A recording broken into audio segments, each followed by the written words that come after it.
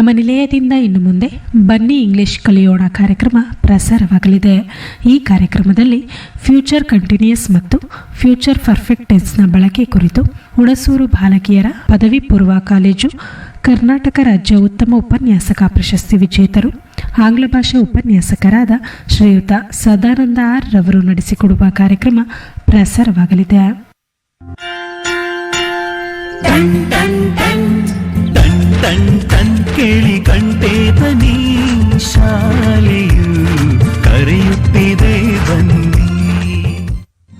ಕ್ಷಣ ಕ್ಷಣ ಕ್ಷಣ ಬೆಳಕು ಸಿಕ್ಕರೆ ತಾರೆಯಾಗಿ ಮಿನುಗುತ್ತಿದೆ ನೀನು.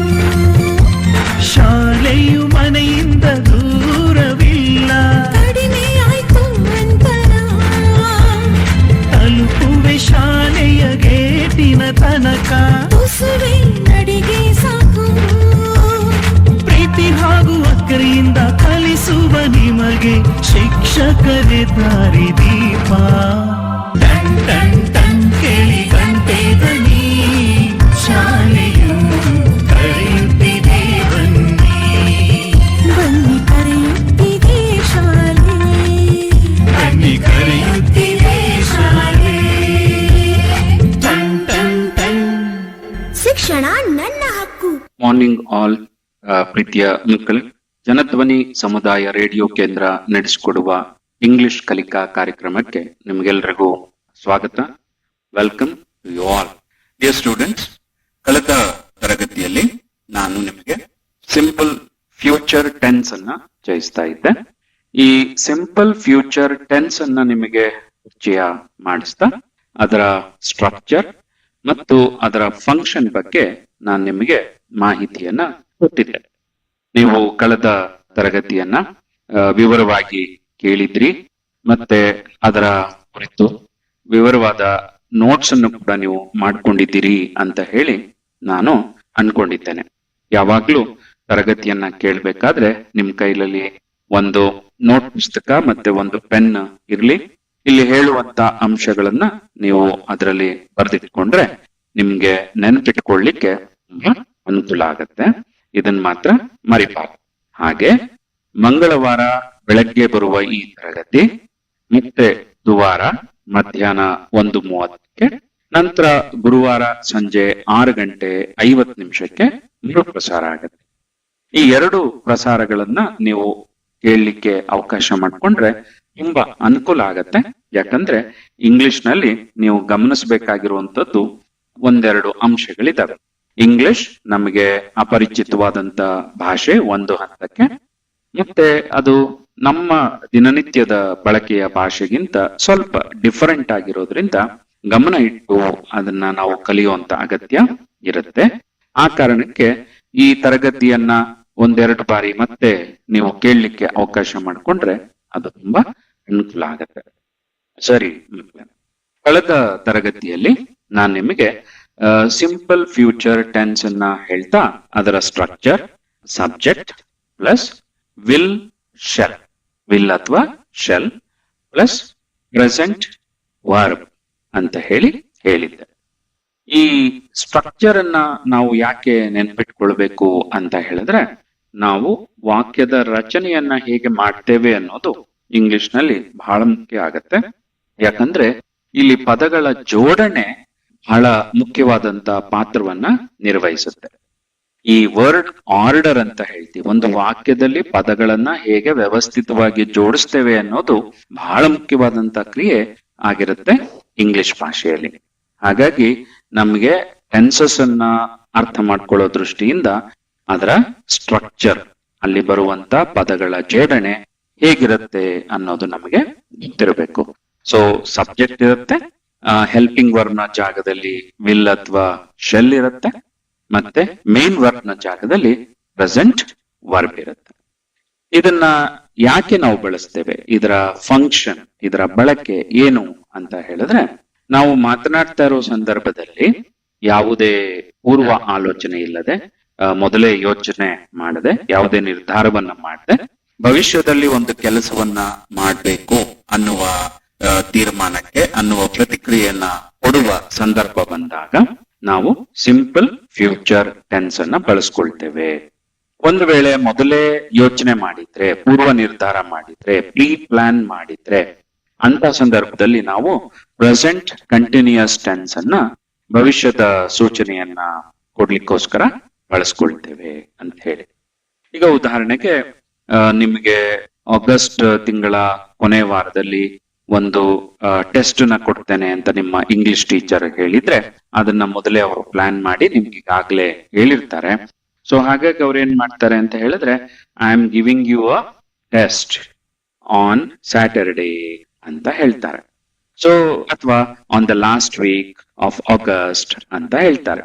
ಸೊ ಇಲ್ಲಿ ಏನಾಗಿರುತ್ತೆ ಅಂತ ಹೇಳಿದ್ರೆ, ಮೊದಲೇ ನಿರ್ಧಾರ ಮಾಡಿರೋದ್ರಿಂದ, ಪ್ರೀ ಪ್ಲಾನ್ ಮಾಡಿರೋದ್ರಿಂದ ಅದನ್ನ ನಾವು ಫ್ಯೂಚರ್ ನಲ್ಲಿ ಹೇಳೋದಾದ್ರೆ ಪ್ರೆಸೆಂಟ್ ಕಂಟಿನ್ಯೂಸ್ ಅಲ್ಲಿ ಹೇಳ್ತೇವೆ. ನೀವು ಇನ್ನೊಂದು ವಿಚಾರನ ಗಮನಿಸಬೇಕು.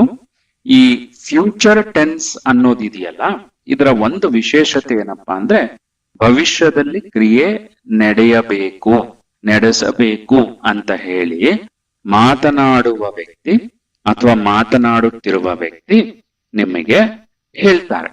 ಹಾಗಂತ ಅವರು ಯೋಚನೆ ಮಾಡಿರ್ತಾರೆ. ಆದ್ರೆ ಈ ಭವಿಷ್ಯದ ಕ್ರಿಯೆಗಳು ನಡೆಯಬಹುದು ಅಥವಾ ನಡೆಯದೆಯೂ ಇರಬಹುದು, ಆಗಬಹುದು, ಆಗದೆಯೂ ಇರಬಹುದು. ಈಗ ನಿಮ್ಗೆ ಆಗಸ್ಟ್ ಕೊನೆಯ ವಾರದಲ್ಲಿ ಇಂಗ್ಲಿಷ್ ಟೆಸ್ಟ್ ಅನ್ನ ಕೊಡ್ತೇನೆ, ಕೊನೆಯ ಸೋಮವಾರ ಕೊಡ್ತೇನೆ, I am giving you a test on the last Monday of August ಅಂತ ನಿಮ್ ಟೀಚರ್ ಹೇಳಿರ್ತಾರೆ ಅಂತ ಇಟ್ಕೊಳ್ಳಿ.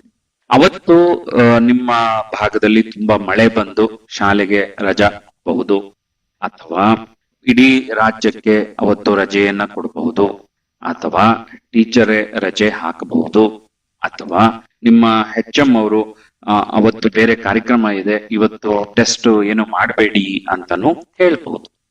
ಇಷ್ಟೆಲ್ಲ ಸಾಧ್ಯತೆಗಳು ಆಗ್ಲಿಕ್ಕೆ ಅವಕಾಶ ಇರುತ್ತೆ. ಸೊ ಭವಿಷ್ಯದ ಕ್ರಿಯೆಗಳು ಅಂತ ಹೇಳಿದ್ರೆ, ವರ್ತಮಾನದಲ್ಲಿ ನಾವು ಭವಿಷ್ಯದಲ್ಲಿ ಒಂದು ಕೆಲಸವನ್ನ ಮಾಡಬೇಕು ಅಂತ ನಿರ್ಧರಿಸೋದಿದೆಯಲ್ಲ, ಅದು ಭವಿಷ್ಯದ ಏನು ಫ್ಯೂಚರ್ ಟೆನ್ಸ್ ನ ವಾಕ್ಯವಾಗಿ ನಾವು ಬಳಕೆ ಮಾಡ್ತೇವೆ. ಪಾಸ್ಟ್ ಆಗೋಗಿರುತ್ತೆ, ನಾವಲ್ಲಿ ಏನನ್ನು ಮಾಡ್ಲಿಕ್ಕೆ ಸಾಧ್ಯ ಇಲ್ಲ. ವರ್ತಮಾನ ಈಗ ನಡೀತಾ ಇರುತ್ತೆ, ಭವಿಷ್ಯ ಮುಂದೆ ನಡೆಯಲಿದೆ ಅಂತ ಆಗತ್ತೆ. ಹಾಗಾಗಿ ನೀವು ಫ್ಯೂಚರ್ ಟೆನ್ಸಸ್ ಬಗ್ಗೆ ಯೋಚನೆ ಮಾಡಬೇಕಾದಾಗ, ನಾವು ಹೇಗೆ ಆ ಮುಂದೆ ನಡೆಯಬೇಕಾಗಿರುವ ಕೆಲಸವನ್ನ ಗ್ರಹಿಸ್ತೇವೆ, ಪರಿಭಾವಿಸ್ಕೊಂಡಿದ್ದೇವೆ, ಹೀಗೆ ಆದ್ರೆ ಒಳ್ಳೇದು ಅಂತ ನಾವು ಅನ್ಕೊಂಡಿದ್ದೇವೆ ಅನ್ನೋದನ್ನ ಅವಲಂಬಿಸಿ ನಾವು ಆ ಟೆನ್ಸ್ ಗಳನ್ನ ಬಳಕೆ ಮಾಡ್ತೇವೆ. ಜೊತೆಗೆ ಈ ಟೆನ್ಸ್ ಗಳ ಬಗ್ಗೆ ನಾನು ನಿಮ್ಗೆ ಕಳೆದ 7-8 ತರಗತಿಗಳಲ್ಲಿ ವಿವರವಾಗಿ ಪಾಠವನ್ನ ಮಾಡ್ತಾ ಬಂದಿದ್ದೇನೆ. ನಾನು ನಿಮಗೆ ಹೇಳಿದ್ದೆ, ಇಂಗ್ಲಿಷ್ ನಲ್ಲಿ 3 ಟೆನ್ಸ್ ಗಳಿದಾವೆ, ಪಾಸ್ಟ್, ಪ್ರೆಸೆಂಟ್ ಮತ್ತೆ ಫ್ಯೂಚರ್. ಈ ಪ್ರತಿಯೊಂದು ಟೆನ್ಸ್ ಅಲ್ಲೂ 4 ಸಬ್ ಟೆನ್ಸ್ ಗಳಿರ್ತವೆ, 4 ಉಪ ಟೆನ್ಸ್ ಗಳನ್ನ ನಾವು ಡಿವೈಡ್ ಮಾಡ್ತೇವೆ. ಒಂದು ಸಿಂಪಲ್, ಇನ್ನೊಂದು ಕಂಟಿನ್ಯೂಯಸ್, ಇನ್ನೊಂದು ಪರ್ಫೆಕ್ಟ್, ಮತ್ತೊಂದು ಪರ್ಫೆಕ್ಟ್ ಕಂಟಿನ್ಯೂಯಸ್. ಈಗ ನಾನು ನಿಮಗೆ ಪ್ರೆಸೆಂಟ್ ಕಂಟಿನ್ಯೂಯಸ್ ಇಂದ ಹೇಳಲಿಕ್ಕೆ ಶುರು ಮಾಡಿದೆ. ನಂತರ ಪ್ರೆಸೆಂಟ್ ಪರ್ಫೆಕ್ಟ್ ಗೆ ಬಂದ್ವಿ, simple past, past continuous, past perfect. ಅದಾದ ಮೇಲೆ present perfect continuous, past perfect continuous. ಈ ಎಲ್ಲ ಟೆನ್ಸಸ್ ಅನ್ನ ಪರಿಚಯ ಮಾಡಿಸ್ತಾ ನಂತರ ಕಳೆದ ವಾರದಲ್ಲಿ ನಾನು ನಿಮಗೆ ಸಿಂಪಲ್ ಫ್ಯೂಚರ್ ಟೆನ್ಸ್ ಅನ್ನ ಪರಿಚಯಿಸಿದೆ. ಈ ಸಿಂಪಲ್ ಫ್ಯೂಚರ್ ಟೆನ್ಸ್ ಏನು ಅಂತ ನೀವು ಈಗ ಅರ್ಥ ಮಾಡ್ಕೊಂಡಿದ್ದೀರಿ. ಈಗ ನಾವು ಇನ್ನೆರಡು ಟೆನ್ಸ್ ಗಳನ್ನ ಈ ತರಗತಿಯಲ್ಲಿ ಕಲೀಲಿಕ್ಕೆ ಅವಕಾಶ ಆಗತ್ತಾ ನೋಡೋಣ. ಒಂದು ಫ್ಯೂಚರ್ ಕಂಟಿನ್ಯೂಯಸ್ ಟೆನ್ಸ್, ಇನ್ನೊಂದು ಫ್ಯೂಚರ್ ಪರ್ಫೆಕ್ಟ್ ಟೆನ್ಸ್. ನೋಡಿ, ಈ ಫ್ಯೂಚರ್ ಕಂಟಿನ್ಯೂಯಸ್ ಟೆನ್ಸ್ ಅಂತ ಹೇಳಿದ್ರೆ ಅದರ ಸ್ಟ್ರಕ್ಚರ್ ಹೇಗಿರುತ್ತೆ ಅಂತ ಹೇಳಿದ್ರೆ, ಸಬ್ಜೆಕ್ಟ್ ವಿಲ್ ಅಥವಾ shall plus be plus present participle verb. Subject plus will or shall plus be plus present participle, ಇದು ಇದರ ರಚನೆ. ಇದರ ಫಂಕ್ಷನ್ ಏನಪ್ಪಾ ಅಂತ ಹೇಳಿದ್ರೆ ಭವಿಷ್ಯದಲ್ಲಿ ಒಂದು ಕ್ರಿಯೆ ನಡೀತಾ ಇರುತ್ತೆ ಅಂತ ವರ್ತಮಾನದಲ್ಲಿ ನಿಂತು ಹೇಳುವಂತೆ on Monday I will be going to school ಅಂತ ಹೇಳೋದು. ಅಥವಾ ಇವತ್ತು ಶುಕ್ರವಾರ ಅಥವಾ ಶನಿವಾರ ಅಂತ ಇಟ್ಕೊಳ್ಳಿ. ಆಗ ನೀವು ಮಾತಾಡ್ತಾ ಮಂಗಳವಾರ ಇಂಗ್ಲಿಷ್ ಕ್ಲಾಸ್ ಇದೆ ನಮ್ಮ ಜನಧ್ವನಿ ಸಮುದಾಯ ರೇಡಿಯೋ ಕೇಂದ್ರದಲ್ಲಿ, ಸೊ ನಾನು ಆ ಪಾಠವನ್ನ ಕೇಳ್ತಾ ಇರ್ತೀನಿ ಅಂತ ಹೇಳಿ ನಿಮ್ಮ ಸಹಪಾಠಿಗಳ ಜೊತೆ ಹೇಳ್ಬೇಕಾದ್ರೆ ನೀವೇನ್ ಹೇಳ್ತೀರಪ್ಪ ಅಂತ ಹೇಳಿದ್ರೆ, I will be listening to English class on Janadhwani community radio. So I will be listening to, I will be coming to school, I will be going to Mysore. ಹೀಗೆ ಈ ಐ ವಿಲ್ ಅಥವಾ ಐ ಶಲ್ ಬಂದಾಗ ಅದನ್ನ I will ಅಂತನೋ I shall ಅಂತನೋ ಹೇಳ್ದೆ. I'll ಅಂತ English ನಲ್ಲಿ ಹೇಳುವ ಅಭ್ಯಾಸ ಇದೆ ಅಂತ ಹೇಳಿ ನಾನು ನಿಮಗೆ ಕಳೆದ ತರಗತಿಯಲ್ಲಿ ಹೇಳಿದ್ದೆ. I will be going to Mysore. We will be writing our exams in August last week. We'll be staying at home during Dasara holidays. We will be at home during Dasara holidays. ಹೀಗೆ ನಾವು ಮುಂದೆ ಭವಿಷ್ಯದಲ್ಲಿ ಒಂದು ಕ್ರಿಯೆ ಹೇಗೆ ನಡೀತಾ ಇರುತ್ತೆ ಅಂತ ಹೇಳಿ ಕಲ್ಪಿಸ್ಕೊಂಡು ಹೇಳುವಂತ ಏನು ಒಂದು ಕ್ರಿಯೆ ಇರುತ್ತಲ್ಲ, ಆ ಸಂದರ್ಭ ಇರುತ್ತಲ್ಲ, ಅದನ್ನ ಫ್ಯೂಚರ್ ಕಂಟಿನ್ಯೂಸ್ ಟೆನ್ಸ್ ಅಲ್ಲಿ ಬಳಕೆ ಮಾಡಿ ಹೇಳ್ತೇವೆ. ಇಲ್ಲಿ ಒಂದು ಮುಖ್ಯವಾದಂತ ವಿಷಯ ನೀವೇನ್ ಗಮನಿಸ್ಬೇಕಂದ್ರೆ, ಇಲ್ಲಿ ಯಾವುದೇ ಪ್ರೀ ಪ್ಲಾನ್ ಮೊದಲೇ ಯೋಚನೆ ಮಾಡಿರಲ್ಲ. ವರ್ತಮಾನದಲ್ಲಿ ಈಗ ಮಾತಾಡ್ತಾ ಇರೋ ಸಂದರ್ಭದಲ್ಲಿ ನಿಂತು ಮುಂದೆ ಭವಿಷ್ಯದಲ್ಲಿ ಹೀಗಾಗತ್ತೆ ಅಂತ, ಈಗ ಆಗ್ತಾ ಇರತ್ತೆ ಅಂತ ಹೇಳೋದಕ್ಕೆ ನಾವು ಫ್ಯೂಚರ್ ಕಂಟಿನ್ಯೂಸ್ ಟೆನ್ಸ್ ಅನ್ನ ಬಳಕೆ ಮಾಡ್ತೇವೆ. ಇದು ನಿಮಗೆ ಅರ್ಥ ಮಾಡ್ಕೊಳ್ಳಿಕ್ ಸಾಧ್ಯ ಆಗಿದೆ ಅಲ್ವಾ? ಸರಿ, ಹಾಗಿದ್ರೆ ನಂತರ ಈ ಫ್ಯೂಚರ್ ಪರ್ಫೆಕ್ಟ್ ಟೆನ್ಸ್ ಹೇಗಿರುತ್ತೆ ಅಂತ ನೋಡೋಣ. ಅದರ ಸ್ಟ್ರಕ್ಚರ್ ಹೇಗಪ್ಪ ಅಂತ ಹೇಳಿದ್ರೆ, subject plus will shell plus have plus past participle verb. ನೀವು ಒಂದು ವಿಚಾರ ಗಮನಿಸಿದ್ದೀರಿ ಅಂತ ಅನ್ಕೊಳ್ತೇನೆ. ಕಂಟಿನ್ಯೂಸ್ ಟೆನ್ಸ್ ಅಂತ ಹೇಳಿದಾಗ ಮೇನ್ ವರ್ಬ್ ಆಗಿ ಯಾವಾಗ್ಲೂ ಪ್ರೆಸೆಂಟ್ ಪಾರ್ಟಿಸಿಪಲ್ ವರ್ಬ್ ಬರುತ್ತೆ, ING ಇರುವಂತ ವರ್ಬ್ ಬರುತ್ತೆ. ಪರ್ಫೆಕ್ಟ್ ಟೆನ್ಸ್ ಅಂತ ಹೇಳಿದಾಗ ಯಾವಾಗ್ಲೂ past participle verb main verb ಆಗಿ ಬರುತ್ತೆ. ಸೊ ಹಾಗಿದ್ರೆ ಮೇನ್ ವರ್ಬ್ ಪಾಸ್ಟ್ ಪಾರ್ಟಿಸಿಪಲ್ ಆದ್ರೆ ಇದರಲ್ಲಿ ಹೆಲ್ಪಿಂಗ್ ವರ್ಬ್ಗಳು ಯಾವುದು ಅಂತ ನಿಮಗೆ ಪ್ರಶ್ನೆ ಬಂತಲ್ವಾ?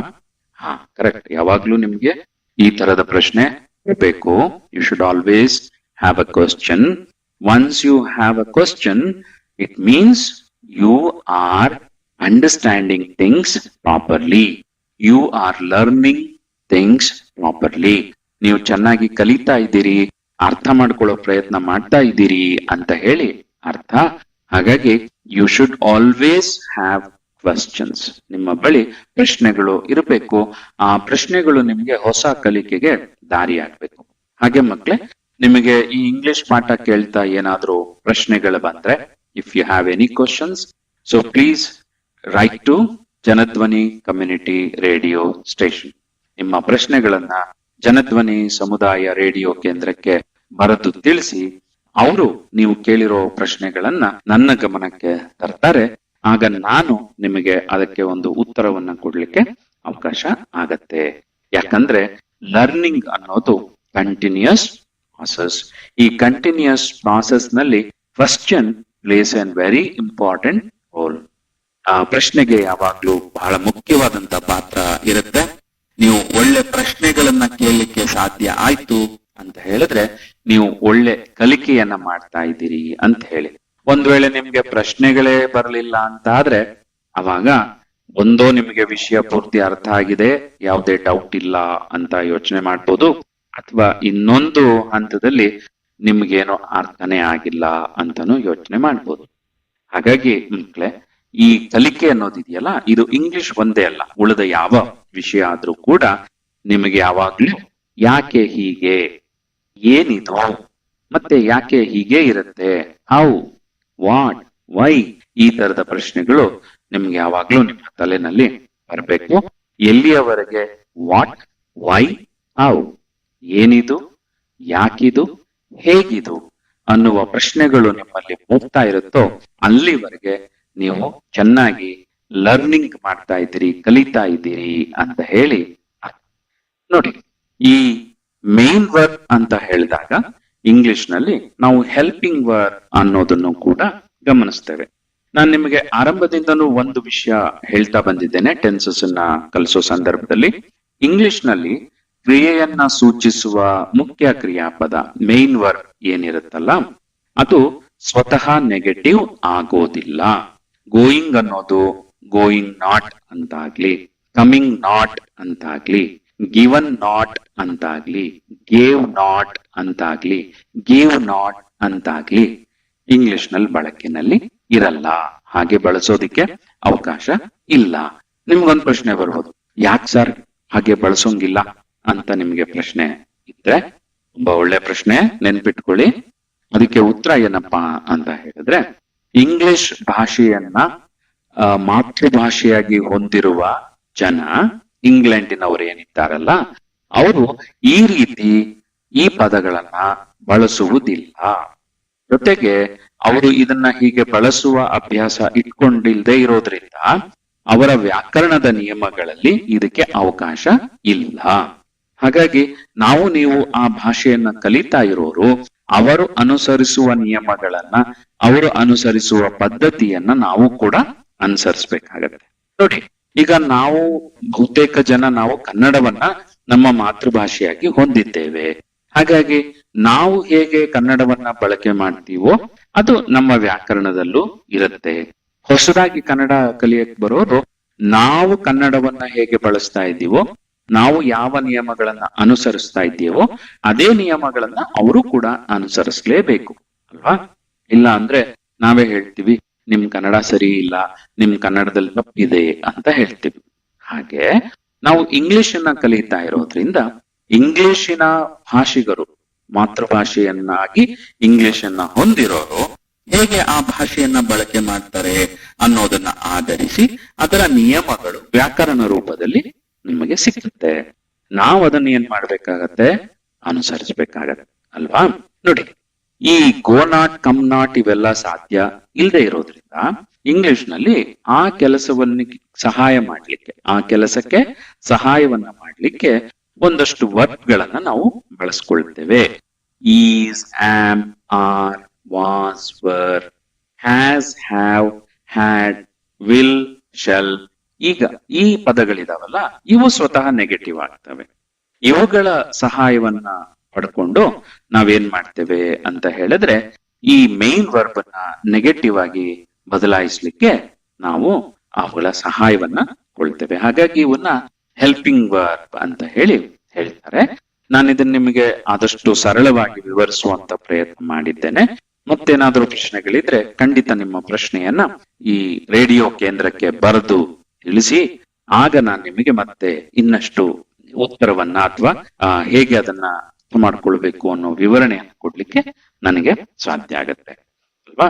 ಸರಿ, ನೋಡಿ, ಹೆಲ್ಪಿಂಗ್ ವರ್ಬ್ ಇಂಗ್ಲಿಷ್ ನಲ್ಲಿ ಯಾಕಿದೆ ಅನ್ನೋದನ್ನ ನೆನ್ಪಿಟ್ಟುಕೊಳ್ಳಿ. ಮೇನ್ ವರ್ಬ್ ಇಂಗ್ಲಿಷ್ ನಲ್ಲಿ ಹೇಗಿರುತ್ತೆ ಅನ್ನೋದನ್ನ ನೆನ್ಪಿಟ್ಕೊಳ್ಳಿ. ಇದರ ಆಧಾರದ ಮೇಲೆ ಫ್ಯೂಚರ್ ಪರ್ಫೆಕ್ಟ್ ಟೆನ್ಸ್ ಅಂತ ಅಂದ್ರೆ ಅದರ structure subject, will or shall, past participle, subject plus will or shall plus have plus past participle. ಇಲ್ಲಿ ವಿಲ್ ಮತ್ತೆ ಶೆಲ್ ಇವುಗಳನ್ನ ಹೇಗೆ ಬಳಸಬೇಕು ಅನ್ನೋದ್ರ ಬಗ್ಗೆನೂ ನಿಮ್ಗೆ ಕಳೆದ ತರಗತಿಯಲ್ಲಿ ಹೇಳಿದ್ದೇನೆ. ಸಬ್ಜೆಕ್ಟ್ ಯಾವ್ದಾದ್ರು ಇರ್ಲಿ, ವಿಲ್ ಅಥವಾ ಶೆಲ್ ಎರಡರಲ್ಲಿ ಒಂದನ್ನ ನಾವು ಬಳಸ್ತೇವೆ.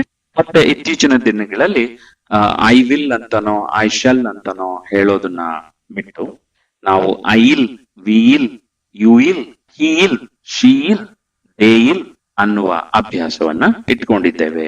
ಇಲ್ಲಿ ಏನಪ್ಪಾ ಅಂತ ಹೇಳಿದ್ರೆ ಐ ಇಲ್ ಅಂದ್ರೆ I apostrophe L L, they ಇಲ್ ಅಂತ ಹೇಳಿದ್ರೆ THEY ಅವರು ಅಪಾಸ್ಟ್ರಫೆ ಎಲ್ ಎಲ್. ಈ ತರದ ಬಳಕೆ ಬರವಣಿಗೆನಲ್ಲೂ ಇದೆ, ಮಾತಾಡ್ಬೇಕಾದ್ರೂ ಕೂಡ ಇದೆ ಅನ್ನೋದನ್ನ ನಾನು ನಿಮಗೆ ಹೇಳಿದೆ. ಸೊ ಈ ಫ್ಯೂಚರ್ ಪರ್ಫೆಕ್ಟ್ ಟೆನ್ಸ್ ನ ಒಂದು ಉದಾಹರಣೆ ಹೇಗಿರಬಹುದು ಅಂತ ಹೇಳಿದ್ರೆ, you you will have heard this class by Wednesday next week. ಬರುವ ವಾರದ ಬುಧವಾರದ ಹೊತ್ತಿಗೆ ನೀವು ಈ ತರಗತಿಯನ್ನ ಕೇಳಿರುತ್ತೀರಿ. ಇನ್ನು ನಾನು ಈಗ ಉದಾಹರಣೆಗೆ ಈ ತರಗತಿಯನ್ನ ನಾನು ಶನಿವಾರ ನಿಮಗಾಗಿ ರೆಕಾರ್ಡ್ ಮಾಡ್ತಾ ಇದ್ದೇನೆ. ಇನ್ನು ಭಾನುವಾರ ಇದೆ, ಸೋಮವಾರ ಇದೆ. ರೇಡಿಯೋದಿಂದ ಇದು ಪ್ರಸಾರ ಆಗುವಂತದ್ದು ಯಾವತ್ತು? ಮಂಗಳವಾರ. ಸೊ ನಾನ್ ನಿಮ್ಗೆ ಹೇಳ್ತಾ ಇದ್ದೇನೆ, ಬುಧವಾರದ ಹೊತ್ತಿಗೆ ನೀವು ಈ ತರಗತಿಯನ್ನ ಕೇಳಿರುತ್ತೀರಿ. ಅಂದ್ರೆ ಕೇಳುವ ಕೆಲಸ ಮುಗ್ದೋಗಿರುತ್ತೆ ಅಂತ ನಾನ್ ನಿಮ್ಗೆ ಹೇಳ್ತೇನೆ.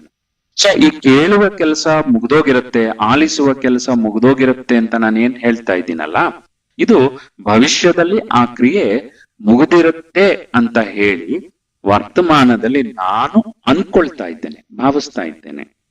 ಹೀಗೆ ಭವಿಷ್ಯದಲ್ಲಿ ಒಂದು ಕ್ರಿಯೆ ಮುಗಿದಿರುತ್ತೆ, ಆ ಕ್ರಿಯೆ ಅಂತ್ಯಗೊಂಡಿರುತ್ತೆ ಅಂತ ನಾವು ಹೇಳೋದಿದೆಯಲ್ಲ, ಅಂತದನ್ನ ಫ್ಯೂಚರ್ ಪರ್ಫೆಕ್ಟ್ ಟೆನ್ಸ್ ಅಲ್ಲಿ ನಾವು ಹೇಳ್ತೇವೆ. ಒಂದ್ ವೇಳೆ ನೀವು ಬರುವ ಮಂಗಳವಾರ ಈ ತರಗತಿಯನ್ನ ಕೇಳ್ತಾ ಇರ್ತೀರಿ ಅಂತ ನಾನು ಹೇಳೋದಾದ್ರೆ, you will be listening to this English class ಅಂತ ಹೇಳಿ ನಾನು ಹೇಳ್ತೇನೆ. You will be listening to this class. You will have listen to this class.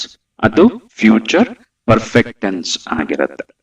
Future continuous ನಲ್ಲಿ ಭವಿಷ್ಯದಲ್ಲಿ ಒಂದು ಕ್ರಿಯೆ ನಡೀತಾ ಇರುತ್ತೆ ಅಂತ ನಾವು ಹೇಳೋದಾದ್ರೆ, ಫ್ಯೂಚರ್ ಪರ್ಫೆಕ್ಟ್ ನಲ್ಲಿ ಭವಿಷ್ಯದಲ್ಲಿ ಒಂದು ಕ್ರಿಯೆ ಮುಗ್ದಿರುತ್ತೆ ಅಂತ ಹೇಳಲಿಕ್ಕೋಸ್ಕರ ಬಳಸ್ಕೊಳ್ತೇವೆ. ಈ ಎರಡು ಟೆನ್ಸ್ ಗಳಲ್ಲಿ ನೀವು ಗಮನಿಸಿದ ಹಾಗೆ ಒಂದಕ್ಕಿಂತ ಹೆಚ್ಚು ಹೆಲ್ಪಿಂಗ್ ವರ್ಬ್ ಇರುತ್ತೆ. ಹೀಗೆ ಒಂದಕ್ಕಿಂತ ಹೆಚ್ಚು ಹೆಲ್ಪಿಂಗ್ ವರ್ಬ್ ಇದ್ರೆ, ಉದಾಹರಣೆಗೆ ಫ್ಯೂಚರ್ ಕಂಟಿನ್ಯೂಸ್ ಟೆನ್ಸ್ ಅಲ್ಲಿ ವಿಲ್ ಅಥವಾ ಶೆಲ್ ಆ ಎರಡು ಒಂದೇ ಅಂತ ನಾನು ಈಗಾಗ್ಲೇ ಹೇಳಿದ್ದೇನೆ. ಅದ್ರ ಜೊತೆಗೆ ಬಿ ಅಂತ ಒಂದಿರುತ್ತೆ. ಹೀಗೆ ಒಂದಕ್ಕಿಂತ ಹೆಚ್ಚು ಹೆಲ್ಪಿಂಗ್ ವರ್ಬ್ ಇದ್ದಾಗ ಮೊದಲ ಹೆಲ್ಪಿಂಗ್ ವರ್ಬ್ ನೆಗೆಟಿವ್ ಆಗುತ್ತೆ, ನಂತರದ ಹೆಲ್ಪಿಂಗ್ ವರ್ಬ್ ಎರಡನೇ ಹೆಲ್ಪಿಂಗ್ ವರ್ಬ್ ಇರುತ್ತಲ್ಲ ಹಾಗೆ ಇರುತ್ತೆ. ಹಾಗೆ ಫ್ಯೂಚರ್ ಪರ್ಫೆಕ್ಟ್ ಅಲ್ಲಿ ನೀವು ನೋಡಿದಾಗ ವಿಲ್ ಅಥವಾ ಶೆಲ್ ಅದರ ಜೊತೆಗೆ ಹ್ಯಾವ್ ಇದೆ. ಇಲ್ಲಿ you will not have, you will not have listen to this class by Monday. ಸೋಮವಾರದ ಹೊತ್ತಿಗೆ ನೀವು ಈ ತರಗತಿಯನ್ನ ಕೇಳಿರುವುದಿಲ್ಲ.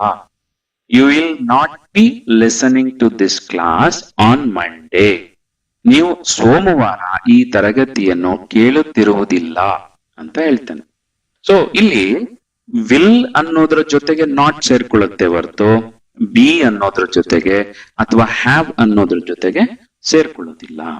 ಸೊ ಹಾಗಾಗಿ ಒಂದಕ್ಕಿಂತ ಹೆಚ್ಚಿನ ಹೆಲ್ಪಿಂಗ್ ವರ್ಬ್ ಇದ್ರೆ, ಒಂದಕ್ಕಿಂತ ಹೆಚ್ಚು ಹೆಲ್ಪಿಂಗ್ ವರ್ಬ್ ಇದ್ರೆ ಮೊದಲ ಹೆಲ್ಪಿಂಗ್ ವರ್ಬಿಗೆ ನಾವು ನಾಟ್ ಅಥವಾ ಅದನ್ನ ನೆಗೆಟಿವ್ ಮಾಡ್ಬೇಕೆ ಹೊರತು ನಂತರದ ಹೆಲ್ಪಿಂಗ್ ವರ್ಬ್ ಅನ್ನ ನಾವೇನು ಬದಲಾಯಿಸಲಿಕ್ಕೆ ಅವಕಾಶ ಇಲ್ಲ. ಯಾಕೆ ಸಾರ್ ಇಲ್ಲ? ಉತ್ತರ ಒಂದೇ, ಇಂಗ್ಲಿಷ್ ವ್ಯಾಕರಣದಲ್ಲಿ ಅದಕ್ಕೆ ಅವಕಾಶ ಇಲ್ಲ. ಇಂಗ್ಲಿಷ್ನ ವ್ಯಾಕರಣದ ನಿಯಮದ ಪ್ರಕಾರ ಮೊದಲ ಹೆಲ್ಪಿಂಗ್ ವರ್ಬ್ ಅನ್ನ ನಾವು ನೆಗೆಟಿವ್ ಮಾಡ್ಬೋದೇ ಹೊರತು ನಂತರದ ಹೆಲ್ಪಿಂಗ್ ವರ್ಬ್ ಅನ್ನ ನಾವು ನೆಗೆಟಿವ್ ಮಾಡ್ಲಿಕ್ಕೆ ಅವಕಾಶ ಇಲ್ಲ. ಇದು ನಿಯಮ. ಈ ನಿಯಮವನ್ನ ಅನುಸರಿಸೋದು ನಿಮ್ಮ ಕೆಲಸ ಅಲ್ವಾ? ಸರಿ, ಹಾಗಿದ್ರೆ ಸೊ ಈ ತರಗತಿಯಲ್ಲಿ ನಾನು ನಿಮಗೆ ಫ್ಯೂಚರ್ ಕಂಟಿನ್ಯೂಸ್ ಟೆನ್ಸ್ ಒಂದನ್ನ ಪರಿಚಯಿಸಿದೆ, ಹಾಗೆ ಫ್ಯೂಚರ್ ಪರ್ಫೆಕ್ಟ್ ಟೆನ್ಸ್ ಅನ್ನು ಕೂಡ ಪರಿಚಯಿಸಿದೆ. ಈಗ ಸ್ಟ್ರಕ್ಚರ್ ಮತ್ತೆ ಹೇಳ್ತೇನೆ. ಫ್ಯೂಚರ್ ಕಂಟಿನ್ಯೂಸ್ ಟೆನ್ಸ್ ನ structure subject plus will shall plus be plus present participle. Future perfect ಟೆನ್ಸಿನ structure subject plus will shall plus have plus past participle verb. ಈ ಎರಡು ಸ್ಟ್ರಕ್ಚರ್ ಅನ್ನು ನೀವು ನಿಮ್ಮ ನೋಟ್ಬುಕ್ ಅಲ್ಲಿ ಬರ್ಕೊಂಡು ನಿಮ್ಮದೇ ಆದ ಉದಾಹರಣೆಗಳನ್ನ ಬರೀಲಿಕ್ಕೆ ಪ್ರಯತ್ನ ಮಾಡಿ, ಅದನ್ನ ಹೇಳಲಿಕ್ಕೆ ಪ್ರಯತ್ನ ಮಾಡಿ, ಮತ್ತೆ ನಿಮ್ಮ ಸ್ನೇಹಿತರ ಜೊತೆ ಚರ್ಚೆ ಮಾಡ್ಲಿಕ್ಕೂ ಕೂಡ ಪ್ರಯತ್ನ ಮಾಡಿ. ಆಗ ನಿಮಗೆ ಈ ಕಲಿಕೆ ಚೆನ್ನಾಗಾಗತ್ತೆ. ಸರಿ, ಹಾಗಿದ್ರೆ ಮಕ್ಕಳು, ಇಂದಿನ ಇಂಗ್ಲಿಷ್ ಕಲಿಕಾ ಕಾರ್ಯಕ್ರಮದಲ್ಲಿ ನಾನು ನಿಮಗೆ ಇನ್ನೊಂದು ಟೆನ್ಸ್ ಅನ್ನ ಪರಿಚಯ ಮಾಡಿಸೋದಿದೆ. ಅದು ಸಿಂಪಲ್ ಪ್ರೆಸೆಂಟ್ ಟೆನ್ಸ್. ಈ ಸಿಂಪಲ್ ಪ್ರೆಸೆಂಟ್ ಟೆನ್ಸ್ ಅನ್ನ ನಾನು ಕೊನೆಯಲ್ಲಿ ಪರಿಚಯ ಮಾಡಿಸ್ತಾ ಇರೋದಕ್ಕೆ ಒಂದು ಮುಖ್ಯವಾದ ಕಾರಣ ಇದೆ. ಅದನ್ನ ನಾನು ಮುಂದಿನ ತರಗತಿಯಲ್ಲಿ ಹೇಳ್ತೇನೆ. ಮತ್ತೆ ಹಾಗೆ ಇನ್ನೊಂದು ವಿಷಯ, ಈ ಫ್ಯೂಚರ್ ಟೆನ್ಸ್ ನಲ್ಲಿ ಫ್ಯೂಚರ್ ಪರ್ಫೆಕ್ಟ್ ಕಂಟಿನ್ಯೂಸ್ ಟೆನ್ಸ್ ಅನ್ನೋದು ಒಂದು ಇದೆ. ಆದ್ರೆ ಅದು ನಿಮ್ಮ ಜೀವನದಲ್ಲಿ ಹೆಚ್ಚು ಬಳಕೆಗೆ ಬರದೇ ಇರುವಂತ ಟೆನ್ಸ್ ಆಗಿರೋದ್ರಿಂದ ಅದನ್ನ ನಾನು ಇಲ್ಲಿ ನಿಮಗೆ ಹೆಚ್ಚು ವಿವರಿಸಲಿಕ್ಕೆ ಹೋಗ್ತಾ ಇಲ್ಲ. ಅದನ್ನ ಮುಂದೆ ಇನ್ಯಾವುದಾದ್ರೂ ಒಂದು ತರಗತಿಯಲ್ಲಿ ಪರಿಚಯ ಮಾಡಿಸುವಂತ ಕೆಲಸನ ಮಾಡ್ತೇನೆ. ಆದ್ರೆ ತಕ್ಷಣಕ್ಕೆ ನಾವು ಅದನ್ನ ಕೈ ಬಿಡೋಣ. ನೋಡಿ, ನಾವು ಇದುವರೆಗೆ ಕಲ್ತಿರುವ ಟೆನ್ಸ್ಗಳು ಯಾವುದು ಅಂತ ಹೇಳಿದ್ರೆ, ಒಂದು present continuous tense, present perfect tense, present perfect continuous tense, simple past tense, past continuous tense, past perfect tense, past perfect continuous tense, simple future tense, future continuous tense, future perfect tense, ಹಾಗೆ future perfect continuous tense ಅನ್ನೋದು ಇದೆ. ಆದ್ರೆ ಅದು ನಮಗೆ ಈಗ ಕಲಿಯುವ ಅಗತ್ಯ ಇಲ್ಲ, ಹಾಗಾಗಿ ಅದನ್ನ ಕೈ ಬಿಟ್ಬಿಡೋಣ. ಸೊ ಇಲ್ಲಿಯವರೆಗೆ ಒಟ್ಟು ನಿಮಗೆ 10 ಟೆನ್ಸ್ ಗಳನ್ನ ಪರಿಚಯ ಮಾಡಿಕೊಟ್ಟಿದ್ದೇನೆ. ಮುಂದಿನ ತರಗತಿಯಲ್ಲಿ ನಾನು ನಿಮಗೆ ಸಿಂಪಲ್ ಪ್ರೆಸೆಂಟ್ ಟೆನ್ಸ್ ಅನ್ನ ಪರಿಚಯ ಮಾಡಿಕೊಡ್ತೇನೆ. ಈ ಸಿಂಪಲ್ ಪ್ರೆಸೆಂಟ್ ಟೆನ್ಸ್ ಅನ್ನ ಕೊನೆಯಲ್ಲಿ ಈ ಎಲ್ಲ ಟೆನ್ಸ್ ಗಳ ಪರಿಚಯವನ್ನ ಮುಗಿಸಿ ಕೊನೆಯಲ್ಲಿ ಅದಕ್ಕೆ ನಾನು ಕೊಡ್ತಾ ಇರೋದಕ್ಕೆ ಒಂದು ಮುಖ್ಯವಾದಂತ ಕಾರಣ ಇದೆ. ಆ ಕಾರಣ ಏನು ಅನ್ನೋದಿದೆಯಲ್ಲ, ಅದೇ ಈ ಸಿಂಪಲ್ ಪ್ರೆಸೆಂಟ್ ಟೆನ್ಸ್ ಅನ್ನ ಇಂಪಾರ್ಟೆನ್ಸ್ ಕೂಡ. ಅದನ್ನ ಮುಂದಿನ ತರಗತಿಯಲ್ಲಿ ನಾನು ನಿಮಗೆ ವಿವರಿಸ್ತೇನೆ. ಅಲ್ಲಿಯವರೆಗೆ ಈ future continuous tense, future perfect tense ಇದಲ್ಲದೆ ಇದುವರೆಗೆ ಕಲ್ತಿರುವಂತ ಎಲ್ಲ ಟೆನ್ಸ್ ಗಳನ್ನ ಮತ್ತೊಮ್ಮೆ ನಿಮ್ಮ ನೋಟ್ಸ್ ಅಲ್ಲಿ ಬರ್ಕೊಂಡಿದ್ದೀರಲ್ಲ, ಅದನ್ನ ಇನ್ನೊಮ್ಮೆ ಓದಿ ಅದನ್ನ ಸರಿಯಾಗಿ ಅರ್ಥ ಮಾಡ್ಕೊಳ್ಳಿ. ಹಾಗೆ ಈ ತರಗತಿಯ ಮರುಪ್ರಸಾರ ಗುರುವಾರ ಮಧ್ಯಾಹ್ನ 1:30 ಹಾಗೆ ಗುರುವಾರ ಸಂಜೆ 6:50 ಇರುತ್ತೆ. ಅದನ್ನು ಮತ್ತೆ ಕೇಳಿ ಇಂಗ್ಲಿಷ್ ಅನ್ನ ಚೆನ್ನಾಗಿ ಕಲೀರಿ.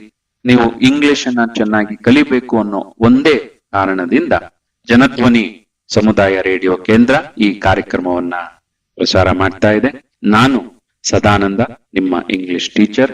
ನಿಮಗೂ ಈ ಇಂಗ್ಲಿಷ್ ಕಲಿಯಲಿಕ್ಕೆ ಅನುಕೂಲ ಆಗ್ಲಿ ಅನ್ನೋ ಕಾರಣದಿಂದ ನಾನು ಈ ತರಗತಿಯನ್ನ ನಿಮಗೆ ನಡೆಸ್ಕೊಡ್ತಾ ಇದ್ದೇನೆ. ಸೊ ಚೆನ್ನಾಗಿ ಕಲಿತೀರಲ್ಲ?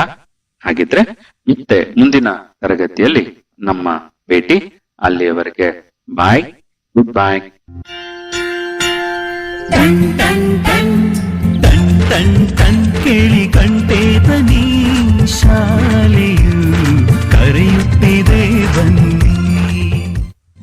ಕ್ಷಣ ಕ್ಷಣ ಕ್ಷಣ ಬೆಳಕು ಸಿಕ್ಕರೆ ತಾರೆಯಾಗಿ ಮಿನುಗುತ್ತಿದೆ ನೀನು.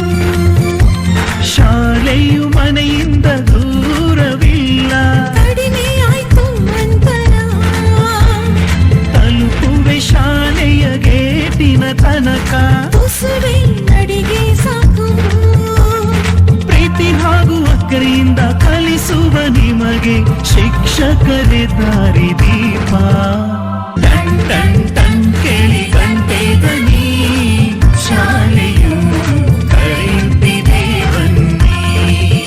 ಬನ್ನಿ ಕರೆಯುತ್ತಿದೆ ಶಾಲೆ, ಬನ್ನಿ ಕರೆಯುತ್ತಿದೆ ಶಾಲೆ. ಟನ್ ಟನ್ ಟನ್. ಶಿಕ್ಷಣ ನನ್ನ ಹಕ್ಕು. ಕೇಳುಗರೆ, ಇದುವರೆಗೂ ಬನ್ನಿ ಇಂಗ್ಲಿಷ್ ಕಲಿಯೋಣ ಕಾರ್ಯಕ್ರಮದಲ್ಲಿ ಫ್ಯೂಚರ್ ಕಂಟಿನ್ಯೂಸ್ ಮತ್ತು ಫ್ಯೂಚರ್ ಪರ್ಫೆಕ್ಟ್ ಟೆನ್ಸ್ನ ಬಳಕೆ ಕುರಿತು ಹುಣಸೂರು ಬಾಲಕಿಯರ ಪದವಿ ಪೂರ್ವ ಕಾಲೇಜು ಕರ್ನಾಟಕ ರಾಜ್ಯ ಉತ್ತಮ ಉಪನ್ಯಾಸಕ ಪ್ರಶಸ್ತಿ ವಿಜೇತರು ಆಂಗ್ಲ ಭಾಷಾ ಉಪನ್ಯಾಸಕರಾದ ಶ್ರೀಯುತ ಸದಾನಂದ ಆರ್ ರವರು ನಡೆಸಿಕೊಟ್ಟ ಕಾರ್ಯಕ್ರಮವನ್ನು